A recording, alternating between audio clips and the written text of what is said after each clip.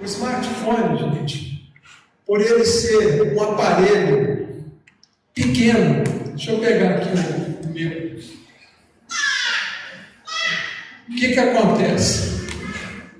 A gente, para mexer nesse aparelhinho aqui, a gente tem que focar, olha bem, focar em uma coisa pequena, tá certo? E toda vez que a gente foca a nossa atenção, nós entramos muitas vezes, rapidamente, em questão de 2 a 3 minutos, num estado de quê? Um estado alterado de consciência, que é o estado de transe hipnótico, tá certo? E esse estado de transe hipnótico, o que acontece? Ele facilita a ação dos obsessores, tá? Por quê? Porque os obsessores vão nos acessar de uma forma muito mais pontual, de uma forma muito mais simples, através de um transe hipnótico. Então, toda vez, vocês já notaram que muitas vezes você chega numa pessoa que está usando um aparelho desse aqui, você chega na frente dela, a pessoa parece que não te vê, e não vê mesmo. Por quê? Porque ela está no estado alterado de consciência. Vocês veem assim, por exemplo, as crianças, os pais, que num comodismo, muitas vezes entregam o celular para o filho, para uma criança de 2, 3 anos.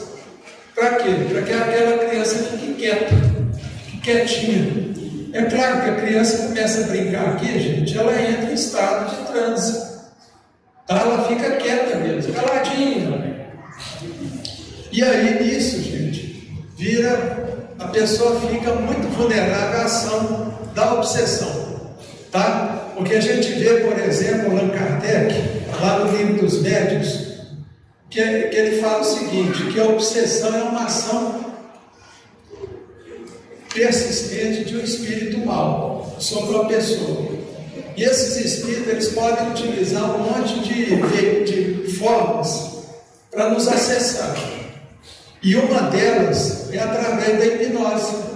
Tá? Por quê? Porque muita gente acha assim, mas a hipnose é uma coisa assim prejudicial. Não. A hipnose ela é utilizada dentro da área médica, tá certo? Para pequenas analgesias, quer dizer, para tirar um pouco a dor da pessoa, tá? Ela é utilizada na área odontológica para facilitar o trabalho do dentista e é usada também na área psicoterapêutica, da psicologia, para facilitar o acesso a lembranças que aconteceram muitas vezes na infância, tá? Então, quer dizer, essa ação persistente que os espíritos maus utilizam, então, quer dizer, eles vão utilizar aquilo para nos acessar, para poder criar o quê? Fazer em nós o quê? Sugestões, tá? E a sugestão, quando ela é reiterada, vai criar o quê na pessoa?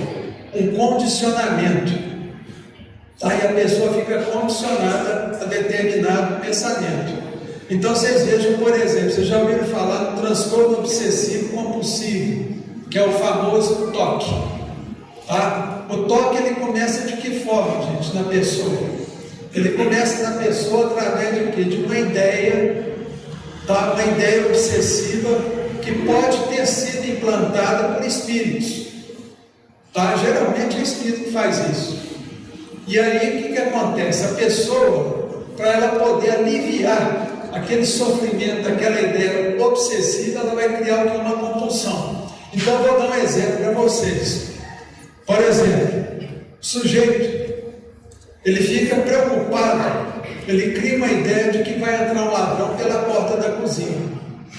Então, o que acontece? Ele vai criar uma compulsão, vai levantar à noite, 30 vezes à noite, para ir lá na porta da cozinha para verificar se a porta está trancada. Volta para a cama, levanta de novo. Eu já tive um paciente que tinha esse problema, tá? Então, quer dizer, essa ideia que foi implantada na cabeça dele provavelmente foi através de hipnose. Eu lembro, por exemplo, do Dr. Inácio Ferreira. Todo mundo aqui lembra, já ouviu falar do Dr. Inácio Ferreira, tá? Dr. Inácio Ferreira, ele escreveu 2 livros do próprio punho, tá? Falando sobre doenças mentais.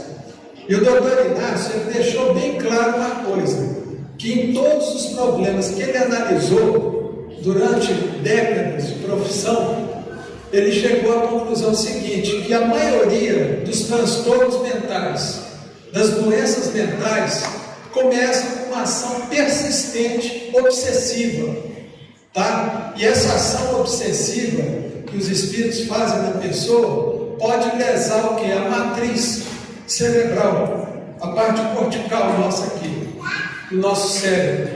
E aí a pessoa se torna o que? Um doente mental, tá certo? Tem um caso, por exemplo, do Dr. Bezerra de Menezes.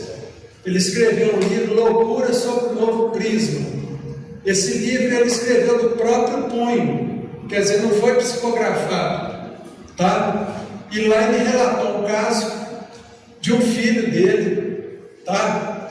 Que esse filho ele estava estudando medicina, estava no 2º ano, e de repente ele começou um problema, um transtorno, começou a surtar. E aí naquela época, gente, não tinha medicação psicotrópica, tá? Não tinha. O máximo que tinha era a homeopatia e tinha também o que? Os fitoterápicos. O resto tinha que ser feito aonde? Outro tratamento espiritual. E o doutor Bezerra de Menezes, nos trabalhos de desobsessão que ele frequentava, ele tentou conversar com esses espíritos que estavam assediando o filho dele, de forma persistente e cruel.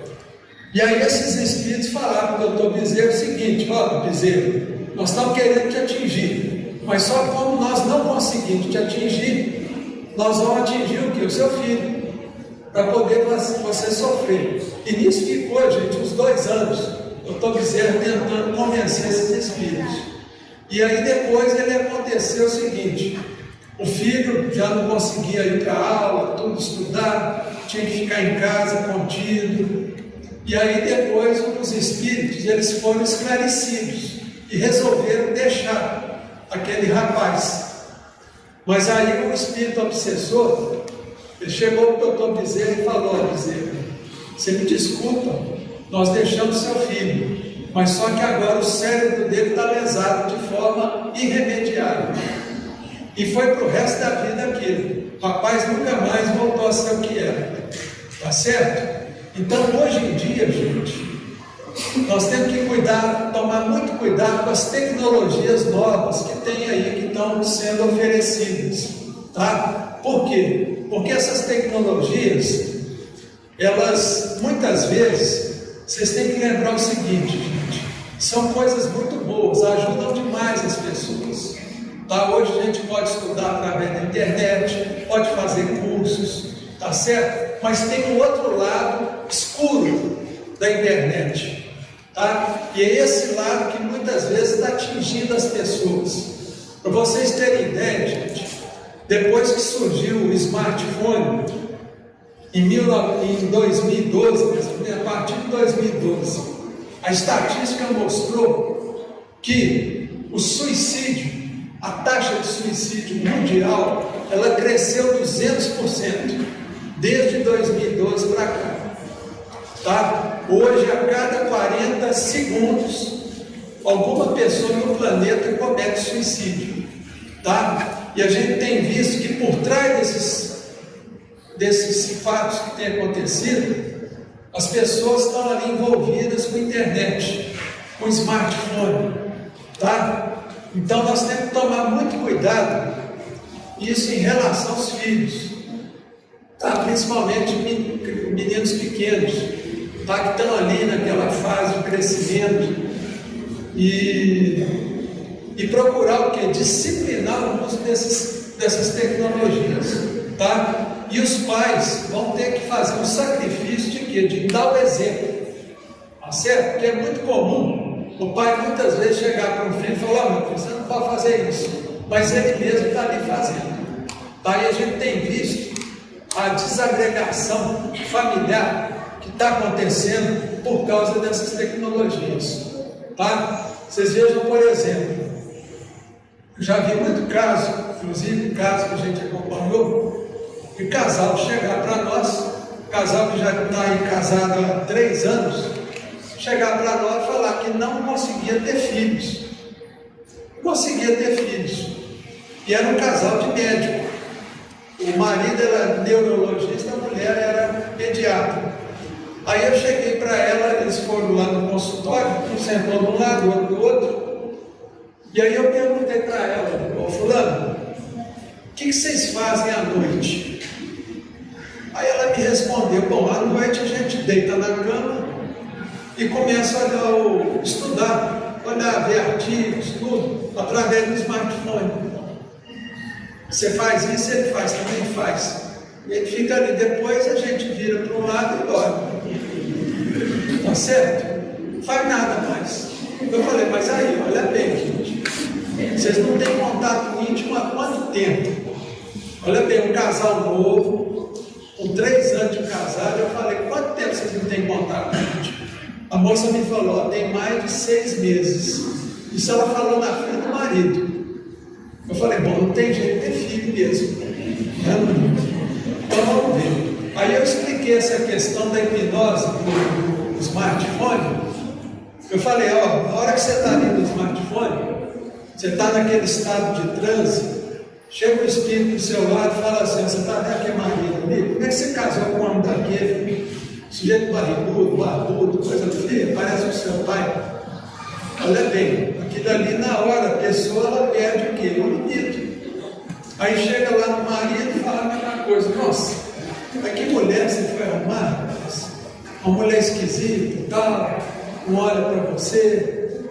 Olha só. E aí fica essa conversa. Aí a pessoa vira para um lado, o outro vira para o outro, e acabou. Não tem mais assunto. Eles vão embora. Aí eu propus ela o seguinte, falei: ó, o seguinte, vamos fazer uma experiência? Ela falou: vamos. Então vocês vão fazer o seguinte, vocês vão chegar do hospital, vocês trabalham, chegou do serviço, desliga todo o aparelho celular. Desliga tudo. Vocês vão deixar só o telefone fixo para emergência. Aí vocês avisam lá no hospital que o telefone fixo para qualquer emergência. Aí foi feito isso. Aí 3 meses depois, gente, aí a mulher me ligou: ó, Fernando, eu estou grávida. Eu falei: parabéns. Pô, problema. Você entendeu? Não tinha nada por trás, porque você estava achando que tinha problema psicológico por trás, problema emocional que estava gerando uma disfunção. Não tinha nada, gente. O problema que está gerando a disfunção era o uso indiscriminado do smartphone. A pessoa vai deitar com o aparelho celular, gente, ligado. Isso é um absurdo. E aquilo ali faz um mal danado para a pessoa. Vocês nem imaginam aquelas ondas eletromagnéticas que são emitidas pelo aparelho. Mesmo com ele sem funcionar, ele está emitindo aquilo, gente. Vocês têm que deixar o celular lá na cozinha. Deixa o celular na cozinha, vai deitar. Quem tiver telefone fixo, avisa para os familiares: ó, se tiver alguma emergência, liga no fixo. E pronto. Disciplinar. Vocês vejam, por exemplo, crianças, jovens, olha bem, jovem de 13, 14, 15, 16 anos, usando o celular na hora de dormir, vai com o celular para a cama. O que vocês acham que esses jovens vão ficar fazendo com esse celular? Vocês acham que eles vão ficar vendo alguma palestra lá do Divaldo Franco? Claro que não, gente. Vão ver pornografia. Tá certo? E aí o que acontece? Você está ali vendo aqui as bobajadas, vocês acham que vão ter companhia de quem? Quem é que vai estar acompanhando essas pessoas durante a utilização desse aparelho?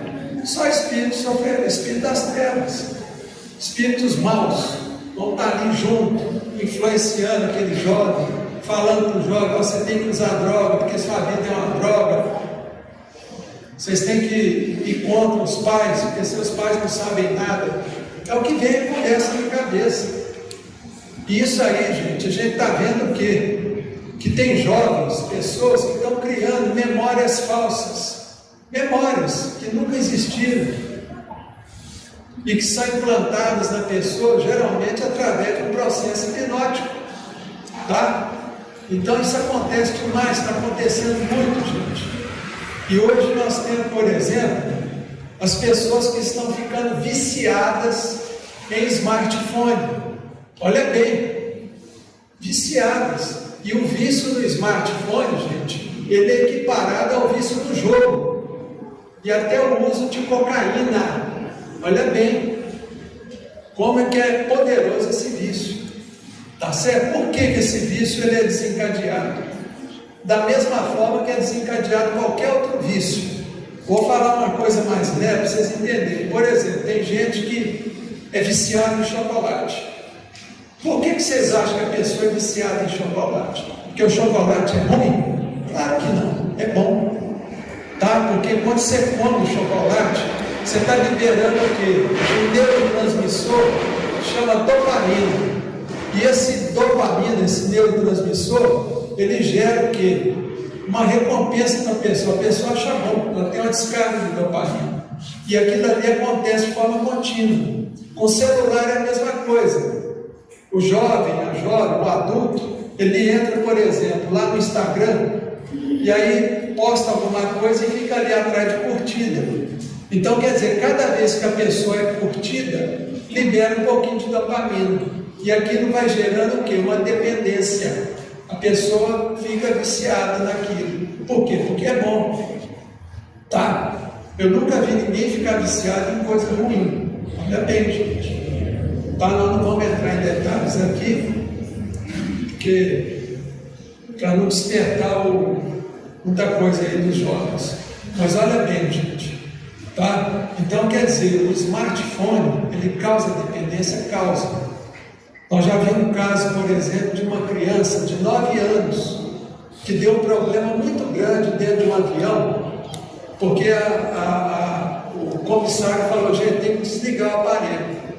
E essa criança não quis desligar o aparelho dentro do avião. Ah, não posso ficar sem, tem que ficar o tempo todo. E deu um escândalo danado dentro do avião, gente. Mas foi um escândalo e a mãe só passando a mão na cabeça assim, não sabia o que fazer. E todo mundo achando que a criança estava com transtorno de pânico, medo de voar. E não era, é porque tinha que desligar o celular, o smartphone. Tá certo? E olha assim, olha outra coisa, gente. E para parar com quebrar esse vício, se quebrar de supetão, a pessoa ela entra em abstinência. Olha bem, ela entra em abstinência e tem que tomar medicação para controlar aquela ansiedade. Tá certo, gente? Da mesma forma que uma pessoa que tem uma adição numa droga química. Tá? Então, quer dizer, até o celular, para desmamar, tem que ser desmamado aos poucos, tem que tirar aos poucos. Tá certo, gente? Então, quer dizer, isso cabe aos pais. Tá? Então, nós temos que tomar muito cuidado, nós que somos pais, tá? Na hora que você libera para um filho uma tecnologia dessa, tá? Tomar muito cuidado. E as consequências elas podem ser assim muito perigosas, muito drásticas na vida da pessoa, porque nós estamos passando, gente, por um período de transição. E essa transição, gente, a gente sabe que está tendo uma batalha muito grande entre as forças do bem e as forças do mal, tanto aqui na Terra quanto no plano espiritual. Então, quer dizer, a gente tem que lembrar que esses espíritos que militam no mal, eles estão sempre um passo à frente também, igual aqui na Terra. A gente vê as organizações criminosas, eles estão sempre um passo na frente da polícia. Então, quer dizer, no plano espiritual também, gente, eles não são bobos, tá? Esses espíritos, eles trabalham muito bem. Então, nós temos que procurar o quê? Ter o quê? Ter bom senso na hora de mexer com essas coisas. Tá certo, gente? Deu certo aí? Não. Vamos fazer o seguinte. Eu vou mostrar para vocês. O Gabriel sabe aí, Gabriel. Eu vou vou mostrar para vocês um vídeo impressionante que foi falado pelo padre Fábio de Mello. Todo mundo já ouviu falar do padre Fábio de Mello. Olha bem o que ele vai falar, gente, sobre essas tecnologias de um professor dele falou há mais de 30 anos atrás. E pensar que todos nós achávamos que o Monsenhor Jonas Abib estava louco, quando há 30 anos numa pregação eu ouvi esse homem dizendo: no futuro muito próximo todos nós teremos um chip, nós seremos rastreados, nós receberemos tudo, todas as influências do mundo no chip que nós teremos. Todo mundo achou que ele estava louco. Há 30 anos isso. Eu estava nessa pregação. Ele dizia que era um movimento de modernidade, que na época se falava muito, que chamava muito de nova era, lembra? Dentro da renovação carismática falava-se muito da nova era. Monsenhor Jonas dizendo que a nova era viria justamente para que o diabo pudesse nos acessar com muita facilidade, através de um chip. Eu achei que ele estava louco. Está aqui. O chip está aqui. Sim, o diabo pode me acessar por ele,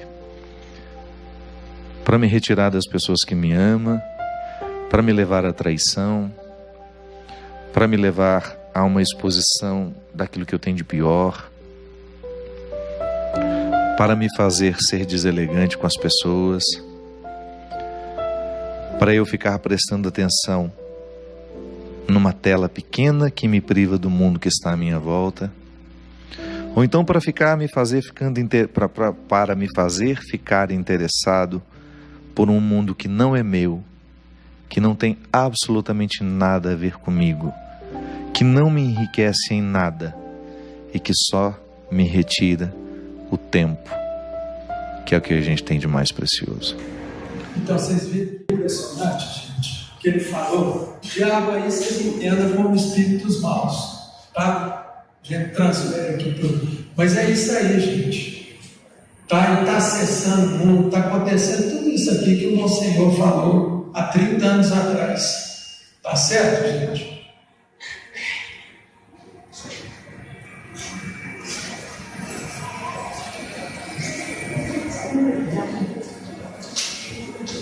Vocês entenderam, gente? Não, Gabriel. Vai passando aqui, eu vou um pouquinho. Então eu vou passando aqui bem rapidinho.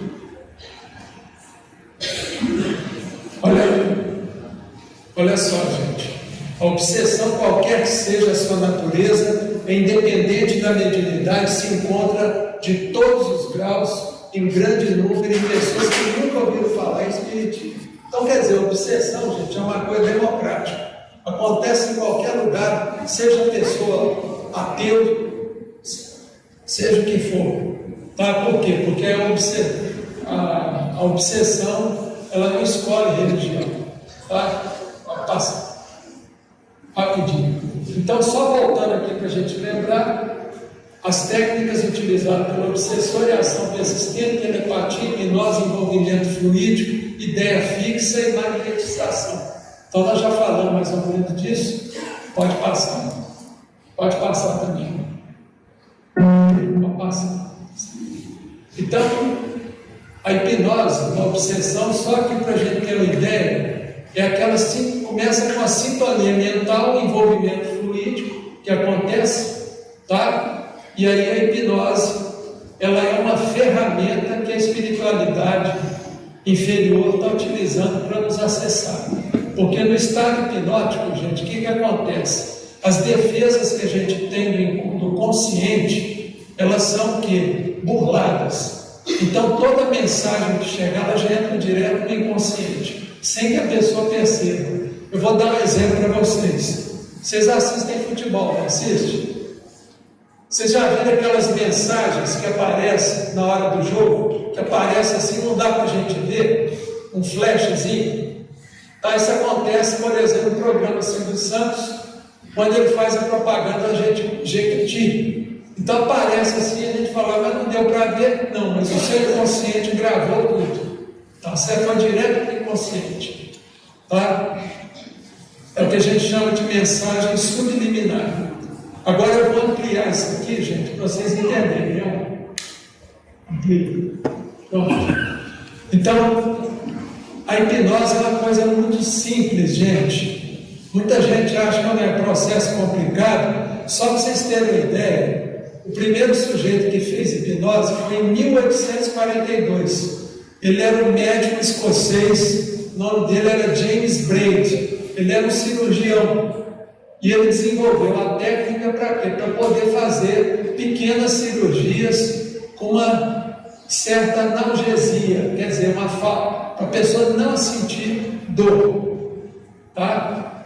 E aí, então o que acontece? Para começar o processo, você precisa da atenção focada da pessoa, focar o olho, não mexer o globo ocular. O globo ocular, gente, quando ele fica fixo, você entra nesse estado aqui, ó. Tá? Qualquer coisa, pode ser uma caneta, pode ser uma lanterninha, pode ser qualquer coisa, você entra, tá bom? Até no trânsito, olha bem, quando a pessoa está num engarrafamento no trânsito, dirigindo, muitas vezes essa pessoa ela entra no estado alterado, ela não vê nem como chegou em casa. Ela fala assim, gente, mas como é que eu cheguei em casa? Eu nem vi por onde eu passei. Tá certo? Isso até no trânsito. Por exemplo, a hora que você está assistindo futebol na televisão, o que acontece, gente? A esposa chega para o marido está ali focado na televisão, ela fala, meu bem, na hora que terminar o jogo, você vai no supermercado, compra carne e leite. Bom, acabou o jogo, o sujeito fica lá sentado no sofá. Aí a esposa chega e fala, mas vem cá, você não foi lá no supermercado? Aí o sujeito fala assim, mas fazer o que no supermercado? Aí a esposa acha que ele está tendo uma desconsideração com ela, e não é, porque o sujeito estava dentro do campo de futebol, gente, assistindo o jogo. Então, quer dizer, quando você for falar com alguém, com o marido que está ali assistindo futebol, a esposa, ela tem que entrar na frente dele e falar assim, opa, peraí, presta atenção aqui em mim, a hora que acabar o jogo, você vai no supermercado, compra carne e leite. Tá ok? Pronto. Ali não tem problema. Tá certo, gente? Tá feito. Porque o homem é assim, o homem é fácil de entrar no estado hipnótico. Tá? A mulher é mais difícil um pouquinho. Mas vocês entenderam aqui, gente? Aí nesse momento que você está com a atenção focada no estado de transe, aí vem lá alguém, pode ser um encarnado ou desencarnado, e chega ali no seu ouvido e começa a falar besteira. Aí com isso você cria um condicionamento. Aí está feita a hipnose. Você vai fazer as coisas de modo contínuo. Vou dar um exemplo que acontece às vezes demais na nossa casa. Tá? Às vezes o marido está vindo do trabalho e ali ele está no trânsito. Ele entra no estado alterado de consciência. Aí chega o espírito ali do lado dele, no banco do carona, e fala assim, fulano, a hora que você chegar em casa, você vai procurar aquele livro que você estava lendo. Só que você não vai encontrar o livro no lugar. E aí você vai fazer o quê? Você vai gritar com a sua mulher e brigar com ela. Bom, está feita a sugestão. Tá? Aí esse mesmo espírito, ele corre lá na sua casa, a sua esposa está lá com o celular, olhando lá o Instagram. Aí chega lá, o espírito fala, ó, você vai pegar aquele livro que o seu marido está lendo e vai trocar ele de lugar. Trocou de lugar. E a hora que o seu marido chegar, se ele gritar com você, você vai gritar mais alto ainda com ele. Bom, o marido chega, sem querer, ele vai lá procurar o livro. Cadê o livro? E dá um grito com a esposa. Ô mulher, cadê o livro que estava aqui? Você tirou do lugar? Como é que você fez isso? Aí a mulher, ela chega e dá o grito, fala: você está achando que eu sou o quê? Você está achando que eu sou sua mãe? Para você gritar comigo? E está feita a confusão, porque já colocou a mãe do outro no meio. Você entendeu, gente? Então isso acontece muito. Vamos para frente. Ó, as telas são como chaves que você entrega aos obsessores para acessarem sua mente. Tá?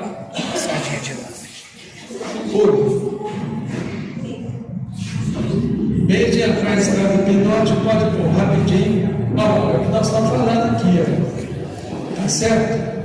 Isso aqui, gente, está causando muito uma desconexão afetiva nas famílias. Tá? Então é muito sério isso. Viu? Tem que ter um momento que as famílias têm que deixar os celulares ligados. Então, passa para frente. Olha lá, aqui, ó. Meios de entrar em estado hipnótico. Tem um trânsito, joguinho, televisão e aquilo ali. Nós já falamos também. Passa para frente. As consequências é o que a gente já vê nas famílias. É briga, discussão, divórcio. Muitas vezes está muita gente acontecendo isso, né, gente? Marido e mulher estão divorciando. Por quê? Porque acha que o outro está traindo. E vice-versa. E às vezes não tem ninguém traindo ninguém. Mas os espíritos colocam na cabeça ali, até imagens mentais que eles criam, colocam e implantam na cabeça da pessoa, para a pessoa ter certeza de que está sendo traída. E não está. Tá? Isso aí chama implantação de memória falsa. Pode passar. Passa também. Isso aqui é um exemplo que eu já dei. Marido e mulher na cama, com smartphone, não vai dar em nada. Aí a gente só vai ver isso aí, um para cada lado. Soluções, rapidamente. Disciplinar o uso de tela, celular e computador. Então aqui que entra os pais. Tá? O pai tem que largar de ser banana. Papai e mamãe. Tá? Parar de querer agradar demais os filhos. Saber falar não. Tá? Que é muito importante. Tá? Hoje os pais ficam com medo de falar não para os filhos. Fica com medo de frustrar o filho. Sendo que a frustração é excelente para o crescimento da criança. A criança tem que passar por frustrações. E os pais não estão permitindo isso. Tá? Então, quer dizer, muito importante que os pais assumam que são pais e que não são simplesmente um amiguinho dos filhos. Porque tem muito pai e mãe hoje que fica querendo se nivelar o nível dos filhos. Tá certo? E esquece de ser pai e mãe. Porque dentro de casa, gente, na família, uma coisa muito importante que tem que ter é hierarquia. Os pais têm que entender que a hierarquia é importante no desenvolvimento moral, no desenvolvimento social das crianças. A criança tem que ter noção de autoridade. Ela tem que saber que papai e mamãe é que mandam. Tá certo? Pai e mãe. E o que a gente está vendo hoje é uma mistura. Os pais, eles não estão mandando mais. Eles estão perguntando para os filhos assim: o que você quer que eu faça? Como é que você quer que eu faça? Que hora que você quer dormir hoje? Que hora que você quer almoçar?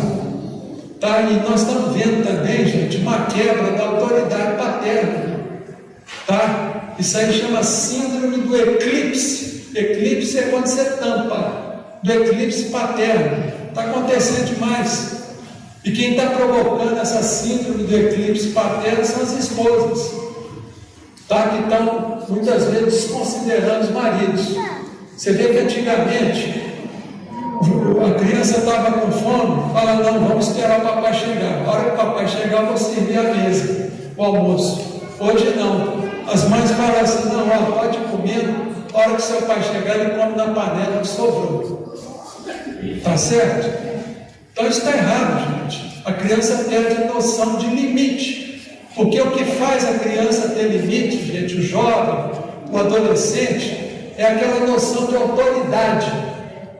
Tá certo? E isso as famílias muitas vezes não estão dando para os seus filhos. Tá? Por uma questão de comodismo, de não querer o quê? Não querer grito, não querer chateação. Tá bom? incentivar crianças para leitura e brincadeiras e jogos. Olha bem, gente, uma criança que brinca não entra em estado hipnótico, de jeito nenhum, não tem como, tá? O obsessor não consegue catar aquela criança ali e falar besteira. Por quê? Porque está brincando. Então, quer dizer, os pais têm que incentivar as crianças, tá? Ensinar a jogar dama, ensinar a jogar xadrez, jogar uma torrinha com os filhos. Isso não está acontecendo. O pai entrega o celular e fala, se vira, põe aí. E depois reclama lá no futuro. Vai reclamar por quê? Porque o filho foi para a droga, o filho não escuta, o filho não aceita a autoridade, nem da polícia. Disciplinar o uso de redes sociais.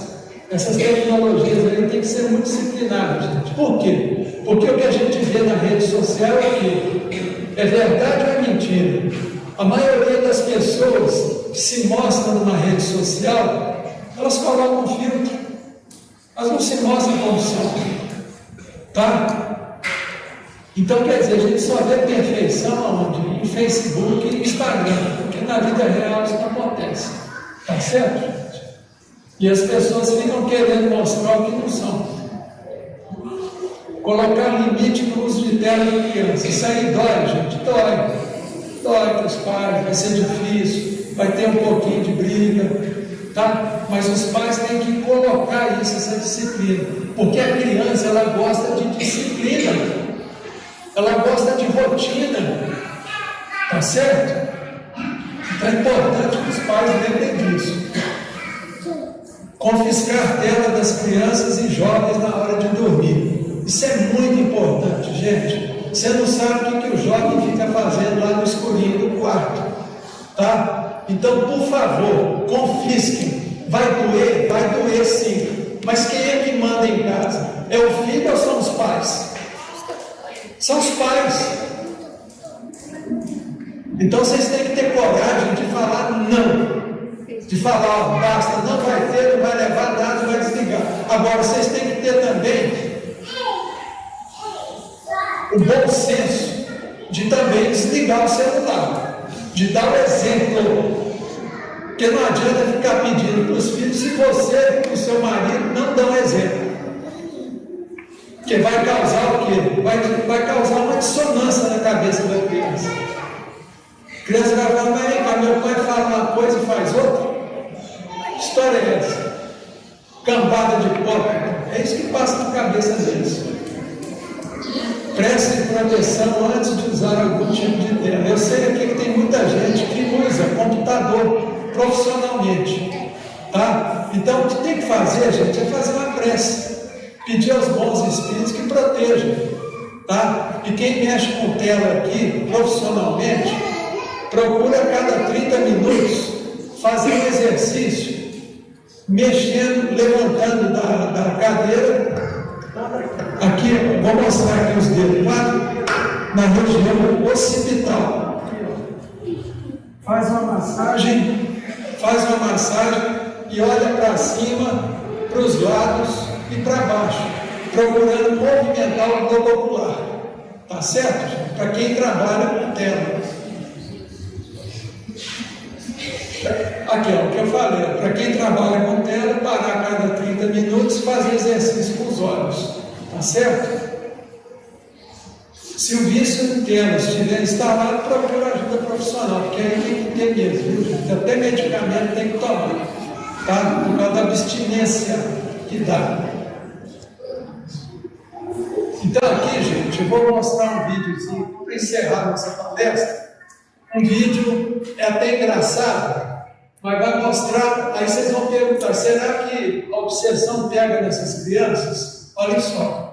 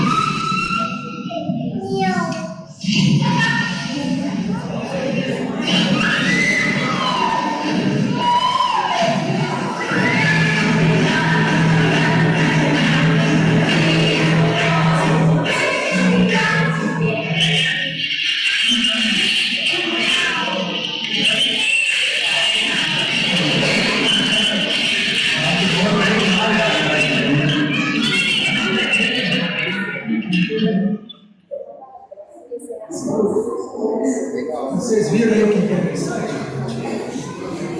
É isso aí que tem que voltar a ter, sabe? Às vezes vai gerar um pouco de sacrifício para os pais, mas é importante que as crianças de hoje vivenciem um pouco disso, tá? Porque eu imagino aqui, ó, vocês viram lá aquele mercado? Tem como de algum espírito obsessor chegar no cangote de um menino desse para falar alguma coisa besteira? Não tem. Não tem. Tá certo? Vocês vejam, por exemplo, que essas nomenclaturas que a gente vê hoje você, criança, olha bem, gente, vocês lembram na década de 70, década de 80, alguém ouvia falar em autismo?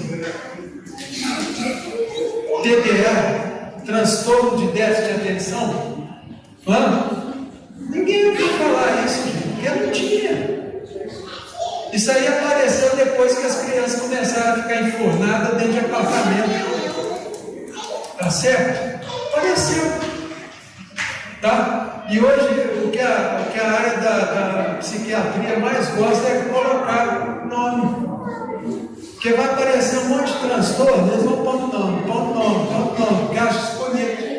Quer dizer, ninguém quer ver a causa que está gerando isso. Tá? Antigamente você chegava na escola, tinha um adolescente lá narigudo. Esse narigudo, ele ia ter apelido. Todo mundo ia chamar ele de narigudo. Tinha algum problema, gente? Vocês estão entendendo? Então o povo fica inventando moda. Então a gente tem que tomar cuidado e procurar fazer esse sacrifício em prol dos filhos. Levar na roça, passear, brincar, deixa sujar. Tá certo, gente? E a gente, os pais, tem que tirar um pouco esse comodismo, tá? É tudo mais fácil, eu estou cansado, eu trabalho, entendeu? Ter um pouco mais de paciência e brincar com os filhos, porque essa fase da infância, gente, passa logo, tá? Depois que a criança entra lá com os 13, 14 anos, ela entra na fase de socialização. E essa fase de socialização, eles não querem mais saber de papai e mamãe. Eles querem saber só dos amigos que estão fazendo. Tá? Então passa muito rápido, gente. E no fim das contas, gente, a gente lembrar que o Cristo sempre fala: procurar orar e vigiar. Tá certo? E uma coisa que nós aprendemos com Chico Xavier. Isso aí foi meu sogro que passou. Meu sogro era o doutor Elias Barbosa.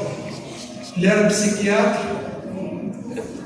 E a gente que mexe com essa área de sofrimento humano, o que acontece? A gente também está sujeito a levar a pancada dos obsessores dos pacientes. Porque quando você ajuda o paciente, o obsessor dele fala: então eu quero ver se você é o bom. E aí vem em cima da gente.